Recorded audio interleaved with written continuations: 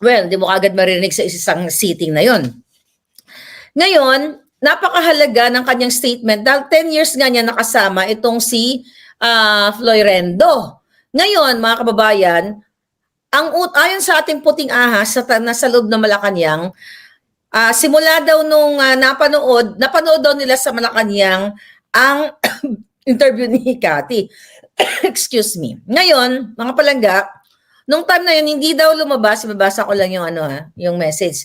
Hindi daw lumabas si Liza Tanas sa kanyang lungga kasi nag-strategize at nagtatatawag ng kanyang mga minions, ng kanyang mga alipores para what? Magbayad ng trolls, magbayad ng mga AI bots para sirain si Cathy Binag.